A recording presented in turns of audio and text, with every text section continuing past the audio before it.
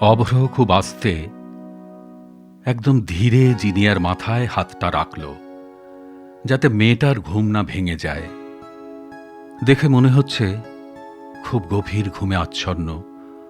অবশ্য হবে নাই বা কেন, গত 2 মাস সমানে লড়ে গেছে ডাক্তারদের সাথে, একদিনের জন্যেও ধৈর্য হারায়নি। একেই বোধহয় বলে তিতিক্ষা। জিনিয়া টের পেয়েছে যে অভ্র এসেছে, কিন্তু পাশ ফিরতে ইচ্ছে করছে না, অভ্রর দিকে তাকাতে ইচ্ছে করছে না।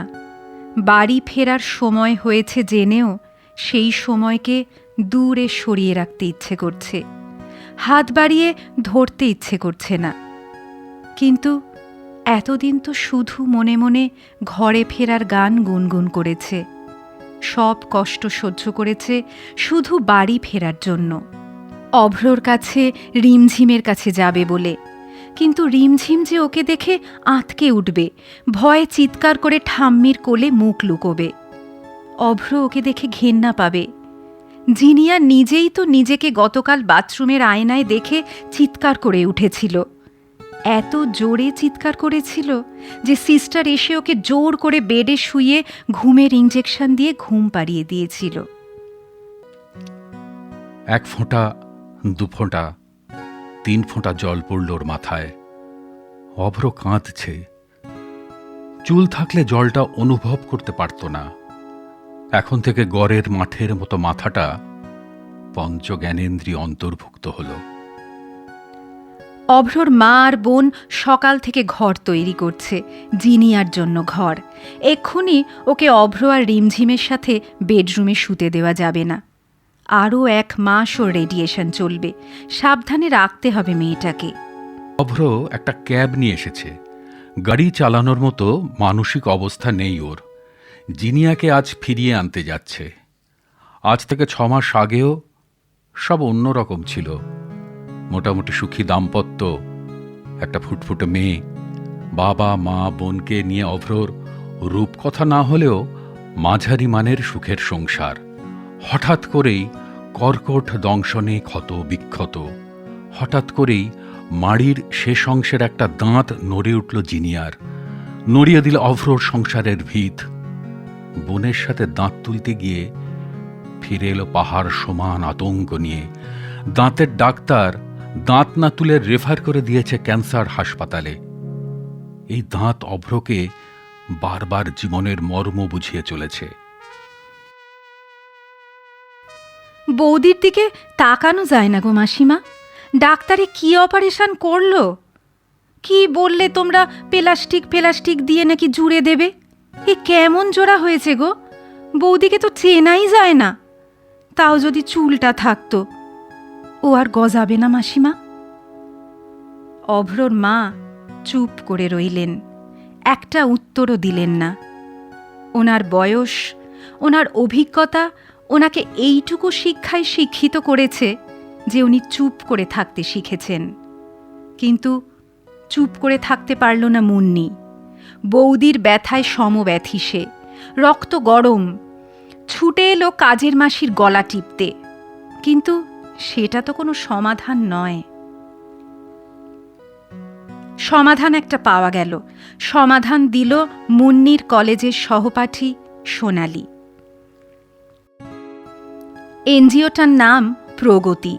সোনালির সাথে গিয়ে মুন্নি দেখে এলো একদিন। এবার বৌদিকে নিয়ে যাওয়ার পালা। একটা আশার আলো পরিষ্কার দেখতে পাচ্ছে ওদের গোটা পরিবার। না, প্রগতির কেউ জিনিয়াকে একটুও স্পেশাল ফিল করালো না। জিনিয়ারও মনে হলো না যে ও অন্য গ্রহতে বাস করা কোনো জীব। জিনিয়াকে সাবলীল দেখে অভ্রর বুকের ভারটাও অনেকটা কমে গেছে। বোনের দিকে কৃতজ্ঞতার চোখে তাকালো একবার। অফিসে বসে থাকা ভদ্রমহিলা বললেন, চিন্তা নেই, আমরা আছি তো, সব রকমভাবে আছি, বলেই কাকে যেন ডেকে পাঠালেন। ওনার মাপটা নিয়ে নাও, একটা সুন্দর উইগ বানিয়ে দিতে হবে। চুল ডোনেশনের জন্য যেসব কুন্তলারা নাম লিখিয়ে গেছে তাদের মধ্যে কার নাম প্রথমে আছে দেখো তো। খাতা দেখে তিনি বললেন, আগে দিশা ম্যাডামের। তারপর দুজনেই হেসে উঠলেন। জিনিয়ার দিকে তাকিয়ে বললেন, আপনি খুব লাকি। যার চুল দিয়ে আপনার জন্য এই উইগটি বানাবো তিনি আমাদের গত 10 বছর ধরে রেগুলার হেয়ার ডোনেট করে আসছেন। তাকে আমরা রাপুনজেল বলে ডাকি। রূপকথার রাজকন্যা রাপুনজেল, তার মতোই তার দীর্ঘ কেশরাশি।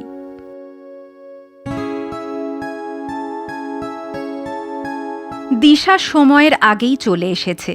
কলেজের শেষ ক্লাসটা আজ মাইতি স্যার চেয়ে নিয়েছেন একটা প্র্যাকটিক্যাল ক্লাস করাবেন বলে। দিশা তাই একটু আগেই এসে পৌঁছাতে পেরেছে। আজ অনেক বছর ধরেই বিভিন্ন এনজিওর সাথে যুক্ত দিশা। যেমন প্রগতি ক্যান্সার সার্ভাইভারদের জন্য পরচুলা বানায়। দিশা বছরে একবার করে নববর্ষের সময় এখানে চুল দেয়। আবার ভোরের আলো বলে একটা এনজিওতে সপ্তাহে একদিন করে দিশা কম্পিউটার শেখায়। সাথী বলে একটা সংস্থার সাথে জোট বেঁধে বছরে 2 থেকে 3 বার অনাথ ছেলে মেয়েদের জন্য খাতা কলম আর কিছু জামা কাপড়ের ব্যবস্থা করে।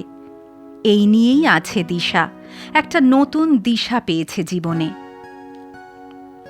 দিশাকে দেখে মনে হলো সে অভ্রকে দিব্যি ভুলতে পেরেছে, তবে অভ্র বোধহয় এখনো পারেনি। স্পষ্ট অস্বস্তি ওর চোখে মুখে, মন নিয়েই কথাবার্তা বলছে। সব ঠিক হয়ে গেল, দিশা আজই চুল দিয়ে যাবে, আর 15 দিনের মধ্যেই জিনিয়ার উইগ রেডি। অভ্র শুধু তাকিয়ে দেখেছে দিশাকে। ওর কোমর ছাপানো চুল আর মুক্তোর মতন হাসি সব একরকম আছে, সেই কলেজের দিনগুলোর মতোই। কলেজে সবাই দিশার অভ্রকে জুটি হিসেবেই চিনত, তবে ওরা কেউ কোনোদিন সেভাবে নিজেদের মধ্যে কোনো মন দেওয়া নেওয়ার অঙ্গীকার করেনি। বন্ধুত্বটা ছিল গাঢ়। হঠাৎ একদিন রাতে দিশার মারাত্মক পেটে ব্যথা হয়। মাঝরাতে দিশাকে নিয়ে হাসপাতালে যেতে দিশেহারা বোধ করে দিশার বাবা। ডাক পরে প্রিয় বন্ধু অভ্রর। অ্যাপেন্ডিসাইটিস হয়েছে, ইমিডিয়েট অপারেশন না করলে জীবনের ঝুঁকি আছে ঘোষণা করেছিলেন ডাক্তারেরা।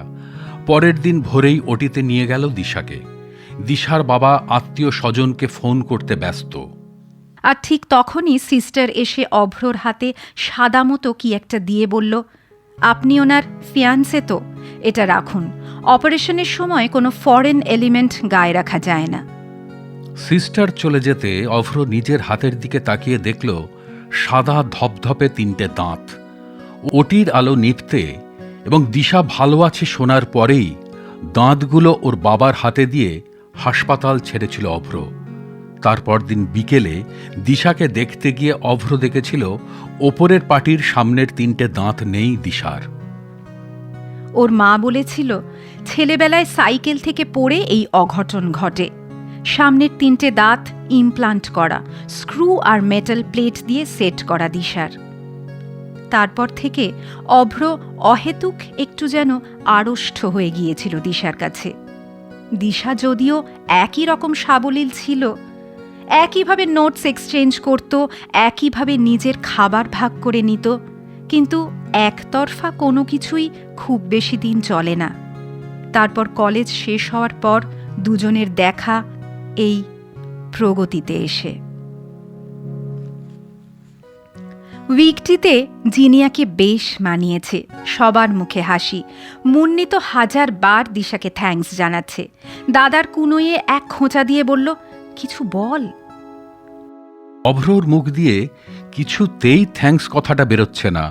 অতি কষ্টে বলতে পারল, কেমন আছো? দিশা বলল, যেমন দেখছ। সকলেই চমকে উঠল, তোমরা দুজন দুজনকে চেনো? দিশা বলে উঠল, চিনি বললে ভুল হবে, সহপাঠী ছিলাম, ওইটুকুই যা চেনা। অভ্রর মা দিশার চিবুক ছুঁয়ে আদর করলেন। রাজকন্যার মতো দেখতে, বিয়ে করনি?